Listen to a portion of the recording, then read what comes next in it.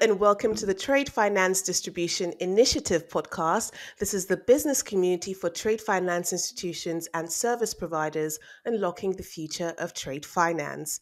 I'm Doris Kononovich. Good to have you here today. Now, as you know, one of the priorities of the TFDI is the use of digital innovations and technology and how they can influence and fast track the process of trade finance distribution and unlock this asset class. Now, in the past, we've heard from a few guests from tech-enabled brands and even from the Law Commissioner, Sarah Green, on the development of the ETD bill and investigations into laws around digital assets. Now, our guest today has been a member of the House of Lords since 2013, and more specifically, a member of the House of Lords Science and Technology Select Committee. His core policy focus surrounds digital technologies such as AI and blockchain and areas of application in fintech and beyond. So do join me in wishing a warm welcome to Lord Holmes of Richmond. Chris, it's lovely to have you here today.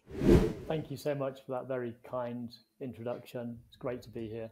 Over to you being in the House of Lords. Now, you've been here since 2013, I believe.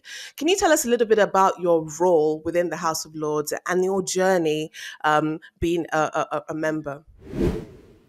Thank you again. It's still amazing to me that I'm in the House of Lords. I'm a working class kid from the West Midlands, went to the local comprehensive school, worked very hard, managed to get into Cambridge University, but I could never have imagined that I'd be in the House of Lords. To be here is extraordinary, but more than that, it's an extraordinary opportunity to try in my small way to get stuff done. And the stuff that I want to get done is very much around that combination, that most powerful of partnerships around talent and technology, inclusion and innovation. So a particular focus around fintech, AI, distributed ledger technologies, and indeed all of the technologies which make up whatever we choose to call them, emerging technologies, new technologies, 4IR technologies, whatever umbrella term we put on them. But I'm interested in them for their technology, sure, fascinating, going deep into that, but more so for the public good that they can be put to. How can we drive the difference by combining those human-led technologies for public good, for common good? Absolutely, and one of these such initiatives that have been quite burning in the last few months is the Electronic Trade Documents Bill, which obviously has sat through in the House of Lords as well. Can you give us a bit of a scoop as to what's happening in Parliament, how this was received internally, and what we can expect going forward? In short, the Electronic Trade Documents Bill is one of the most important bills that most people haven't heard of. And certainly Mm. since the bill was introduced in Parliament and before, indeed, I've been doing all I can to raise parliamentarians' knowledge and interest in the bill. But broader than that, the wider public, businesses who may be able to benefit from the bill. It's an incredibly straightforward piece of legislation. It's a short bill, but none the worse for that, because if we pass it, it has the potential, not inevitable, but it has the potential to be truly transformational, not just for international trade, but through that, economic benefit, social benefit, environmental benefit. So we're in the committee stage, which will start in the new year. We had second reading a few weeks ago. That's a general debate on all of the elements of the bill. But when we get into committee, it becomes interesting because amendments can be brought to bear, and that's where we try and make the bill as good as it can be, as it possibly can be, to have the biggest impact when it finally goes into statute. That's really fascinating because, this is a highly anticipated bill for all the reasons that you've mentioned. But a huge part of it as well is ESG, which has been a huge burner this year and last year, and a talking point in the previous past. Now, what impact do you think the ETD will have environmentally? If we consider how international trade is currently structured. It's a understandably but disappointingly papery exercise, really. And the reason for Mm. that is because it's very different to straightforward contracts, which, as many people will obviously know, electronic contracts have existed in form for quite some time now. But the difference with trade documents, such as bills of lading, is they're possessive in nature. So you hold the paper, you hold the goods. So what that It's means yours. is it's exactly so. It's very clear, very understandable, and has been the basis of international trade for centuries. But what does that mean environmentally? Well, say, for example, the cargo is just coming into the port of Singapore, for example, but the paper, the bill of lading, is in London. Someone will have to go to Heathrow, jump on a plane, go to Singapore, transfer, make sure all of the formalities for transfer have been satisfied. Then the next person will possess that paper and thus possess the goods. So they're possessive documents. But what that means is currently the time it's taking for transfer is on average between 7 to 10 days. So the economic impact of that is obviously clear, but the environmental impact of that, of having to go with the paper to where the goods are, and that time lag, obviously critical negative environmental impact as well. Whereas with the electronic trade documents bill, when it comes into law, that will mean that those 7 to 10 days, or indeed more, will collapse into perhaps 20 seconds. Economic, very good news. Environmental, Mm. tremendous news. And as you rightly say, we should all be firmly, thoroughly, and persistently focused on ESG. And to me, I think probably we should think of ESG as existential, seismic, and global. Very much indeed. Now, looking at this, because everyone talks about sustainable finance and ways we can actually implement a sustainable module for doing business, but actualizing it and adopting it is always sort of the challenge when we talk about institutional investors who have worked in a certain way, or service providers who bend to the will of institutional investors because they've worked in a certain way.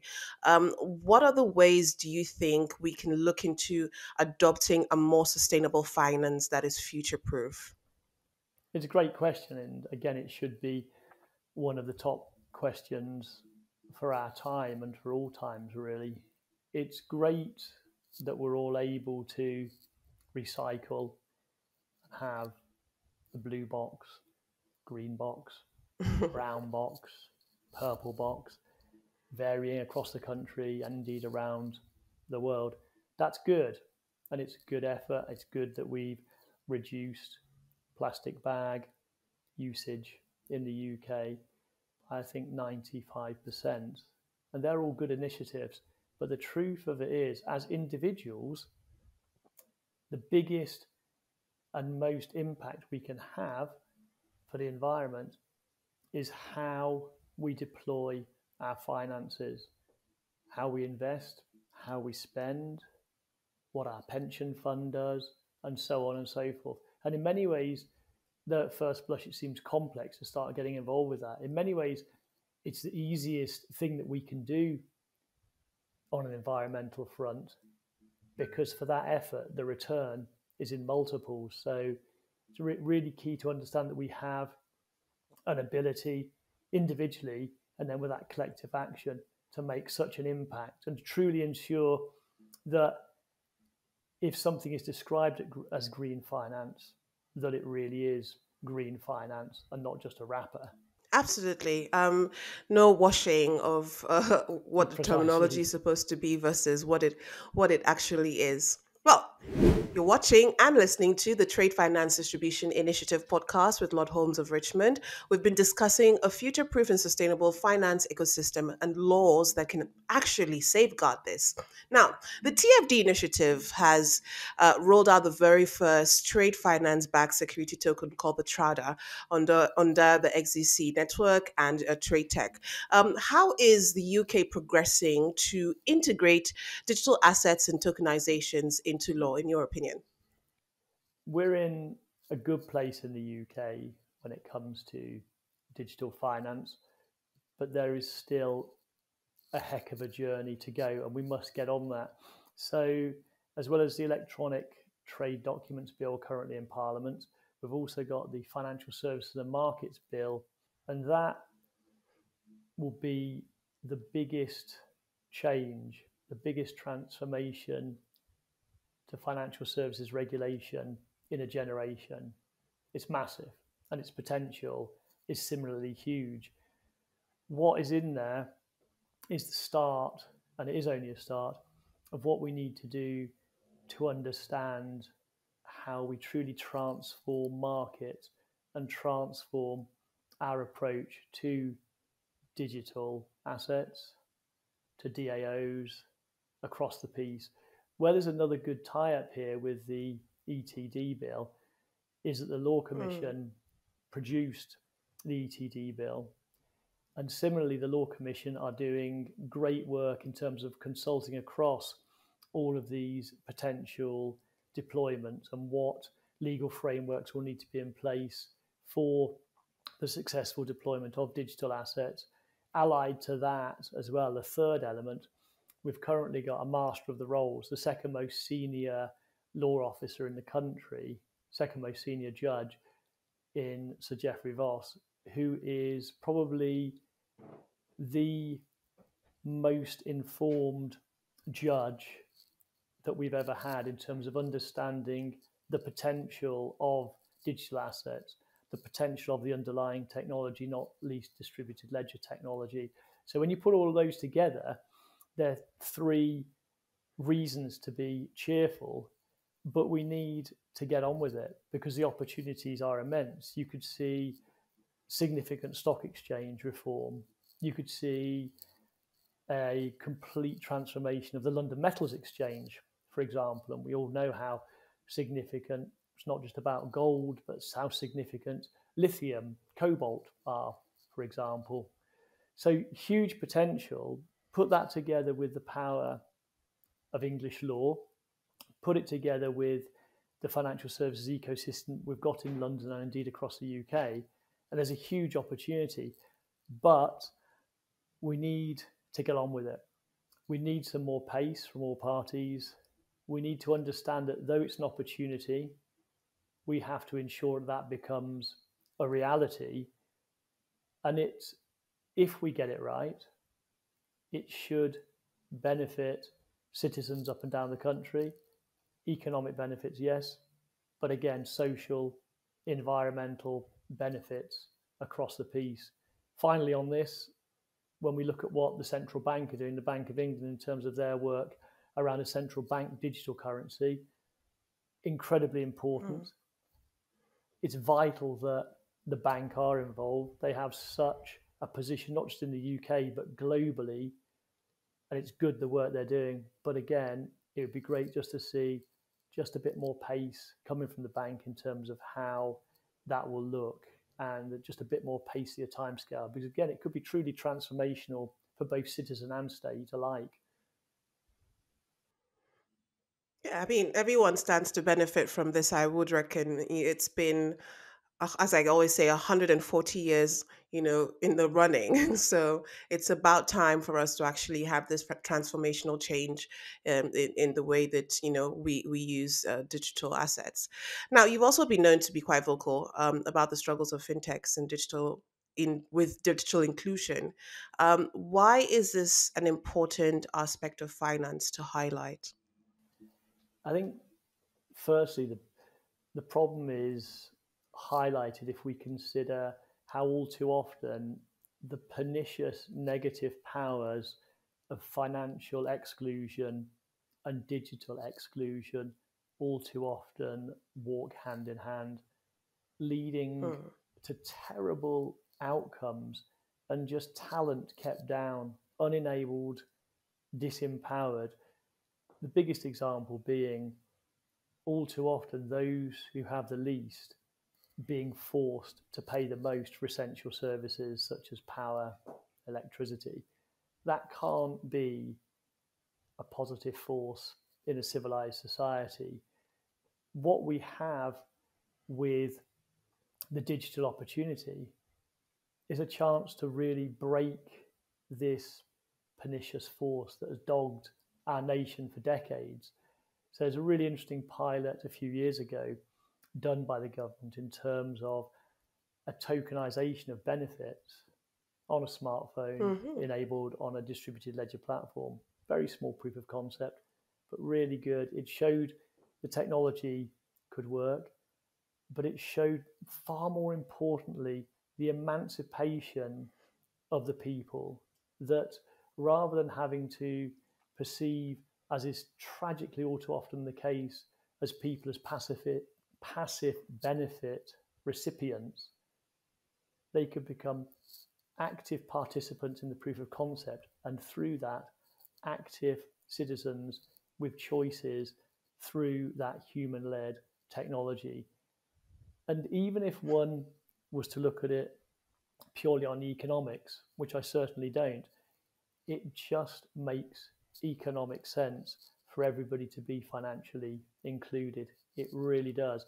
And it's a huge, huge hill, but it should be all of our missions to climb it. No, absolutely. I think inclusion is important in all areas and aspects of life. And as the world transforms, we want to make sure that we're carrying everyone along, and no one kind of feels that because of maybe their social standing, they're unable to certain get access to certain amenities or works of life. Now, what other policies are you, and innovations are you currently working on, and which do you think will contribute to closing the SME financing gap? I think one of the most critical things that we need to really get done is around digital ID.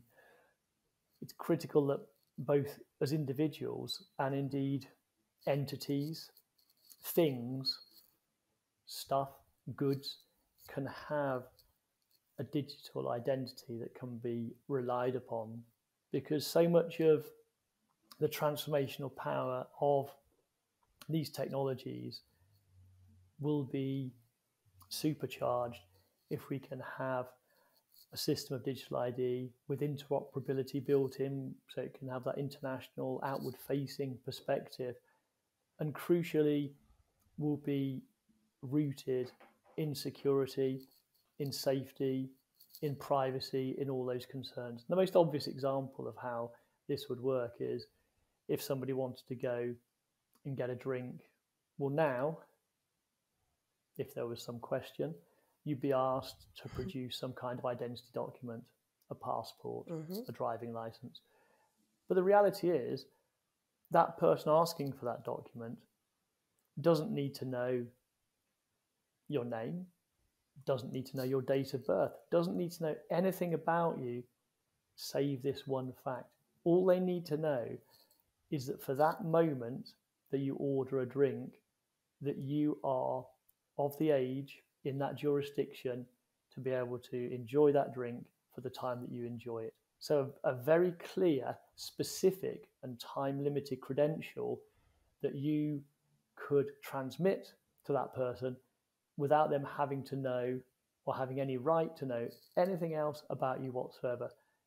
So when you look at that in a social context and an economic context, you can really see the benefits that can be brought to bear. Again, having the citizen as sovereign at the center of it, protected, safe, secure, privacy, absolutely essential to have in there, but then able to operate far more effectively, far more in real time in any particular transactional relationship.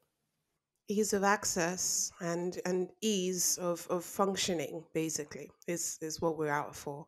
Now, Chris, before I let you go, I have one more question to ask you, and that is for 2023. what you're looking forward to. What are you looking forward to the most this year when it comes to bills and new laws and policy adoption? Very much the financial services and markets bill. It will take probably the majority of the first quarter of my time. But the reason why I highlight that again is because it brings together so many of the areas that I've been working in. So it has financial inclusion potential. It has all of the issues around access to cash. It has all of the issues around fintechs, potential digitization of certain sectors, and it offers the opportunity to have the regulatory framework which will have both consumer interests and protection and the right level of the competitive objectives set out in there.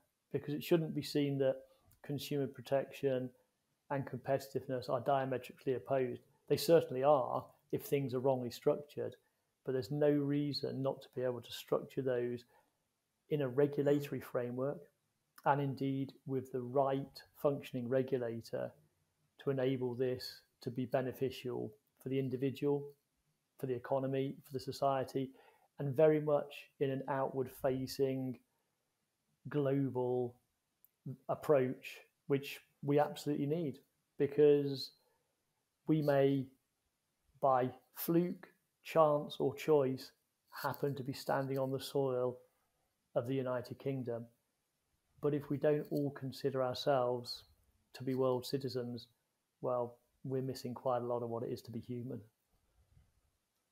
Indeed, and that's the most important thing in all of this is seeing the human element here and seeing how we can help ourselves, seeing how we can help our planet, and how we can advance our nation and advance the efforts that have come centuries up to today. Now, I think it's an absolutely exciting future, 2023, and definitely looking forward to all the bills that are in the House of Lords, moving on now House of Commons and such, and excited to see what comes out of it. I just want to say thank you, a big thank you to all the hard work you do within the House of Lords, and looking forward to as well all your wishes coming through, because we're all aligned in your vision to actually see a more prosperous future indeed.